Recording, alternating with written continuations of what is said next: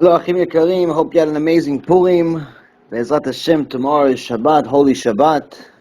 And I wanted to give a last chidush on the Megillat Ester. It's one of the best Musar books I've ever read. Things that we can learn and apply to our life. And today we're going to learn from the Torah, we're going to learn from the Megillah how to deal with evil people.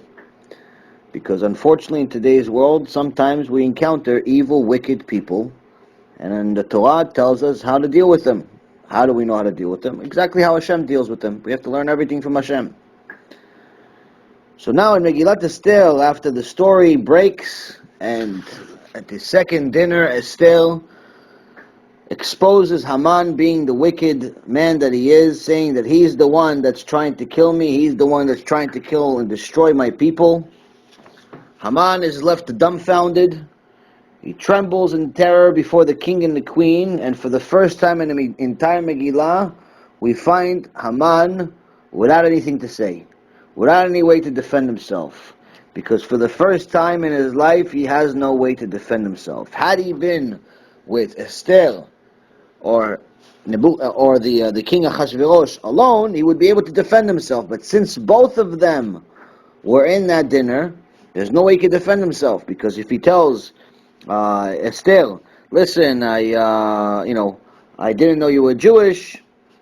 If I knew you were Jewish, then I wouldn't have killed all of them. He couldn't use that argument because then he just told Ahasuerus that the Jewish people are so evil, they have to be extinct. They're so wicked, they're so against them, you have to destroy them. So how could you say, what, she's one? You're going against what you told me and what you're willing to pay $384 million in today's money is what he paid Ahasuerus in order to do this. So you can't speak out of both sides of your mouth. And that's usually the acts of the evil people. The evil people usually tell you one thing, they do something else, or they tell both sides things they want to hear, and in reality just go with the winning horse, because the only side they care about is their own. So here Hashem put Haman HaRasha in a situation where he can't get himself out of this hole. And this is something that we actually see how Hashem himself has dealt with evil people in the past. How far past? We go back to creation.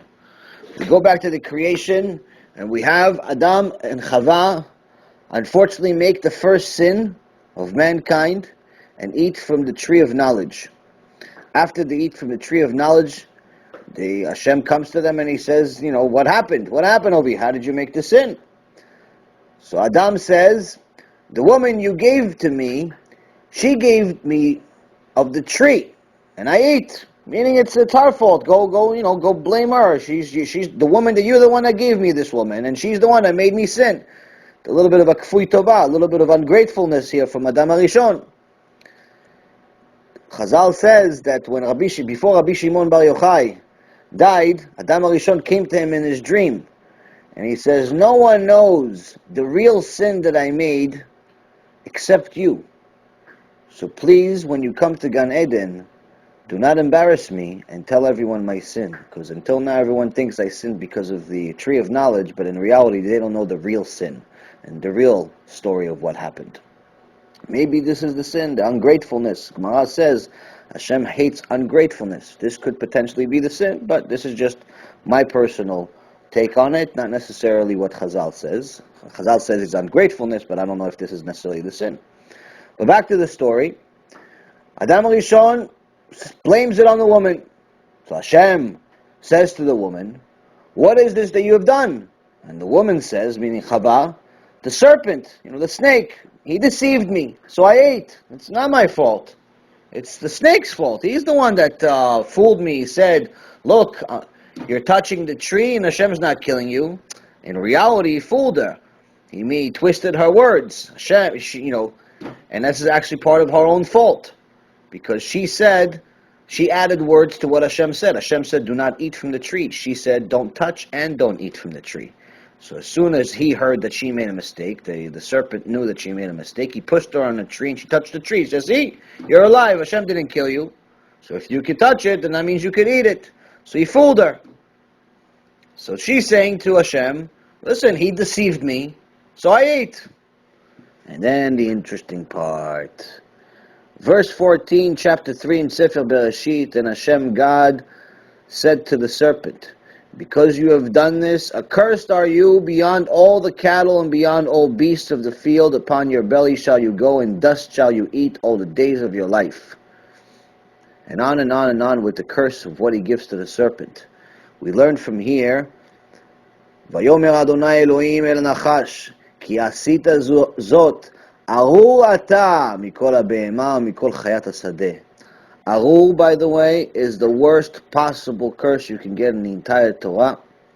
If we go to Parashat Bechukotai, later on this year, we're going to see that there's certain sins that mankind can make, and they're called arur. Arur is not a place you want to mess with. And the snake, the serpent, gets the worst possible curse. But that's not the point. We all knew this. We all read Sefer Bereshit. What's the Chidush? The Chidush here is, if you noticed, he asked Adam, what did you do? Adam answered. He asked Chava, Eve, what did you do? She said what she did. She said she blamed the snake. But with the snake, with the serpent, he didn't ask nothing. He just immediately said, Arur ata. He said, you're accursed. Didn't even give him a chance to speak. Why didn't Hashem give him a chance to speak? Because he says, I created him as evil, and his job is evil. And if I ask him, why did you do what you did? He'll actually have an excuse, even though he knows what he did is wrong. He brought death to the world. And to give him an excuse and give him a way to get out of it is not justice. So he didn't even give him an opportunity to speak and punished him immediately. Originally, the serpent was supposed to be the king of all the animals. He was beautiful. He was the most beautiful creature other than mankind, other than Adam HaRishon. And he was actually able to had arms and legs and walked like a human being. But obviously now we see something very different. The point being here is that Hashem knew his creation, and Hashem was not going to be fooled. The same thing as Hashem was not going to let Haman HaRasha fool the king, Achashverosh. Even though Achashverosh was wicked, he still was not allowed to do certain things that Hashem would not let him do. He wouldn't let him fool anyone. And that's why he put him in a situation, in a hole that he can't get himself out of. This is something that we have to learn from a lot of Musar Eskel, because sometimes we have people in our life that are energy drainers, that are people that just suck our energy dry, and they're full of evil and wickedness, and we have to stay away from them. And the best way to stay away from somebody like that is completely shut them out. Don't answer phone calls, don't answer emails, don't answer anything. And little by little, you'll see how the mask they've put on, the Mr. Nice Guy that they look like, the Mrs. Nice Guy, the tzadikah, that she looks like a tzadikah, or the tzaddik that looks like a tzaddik, but obviously you saw something's wrong here, because that's the point of shutting them out in the first place. You don't just shut people out for no reason. Somebody did something, and it's completely off character. One day they're saying that the biggest tzaddik in the world, and the next day you're seeing the guy is cheating people in business and making it, putting a kosher sign on it. One day you're seeing a woman saying she's tzadikah, but the next thing you know, the only thing she does is spread lashon hara and create a satan between people. People like that, you have to cut out. You can't fix it. You're not going to fix it. Your friend's not going to fix it. No one's going to fix it. Why?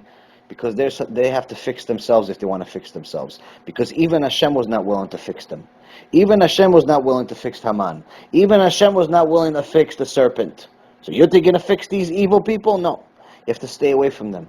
The best thing to do is to shut them out. How do you shut them out? And make them expose themselves?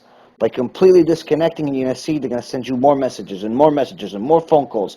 And each time, they become more and more desperate. And each time they say more and more things. Each time they incriminate themselves. Each time they show their true colors. And then each time you get it, you realize how much of an amazing decision you made by listening to Da'at Torah, to listening to the opinion of the Torah, the opinion of Hashem himself and what he did. And that's what our purpose in this world is to emulate the midot, the characteristics of Hashem. May Hashem bless you and make you stay away from these people and not bring any of these people into your life. And unfortunately, if they ever do, now you know. If they ever do come to your life, now you know how to deal with them. Chazakim u'buchim, thank you for learning with me, and may Hashem continue to bless you. Kol Tuv.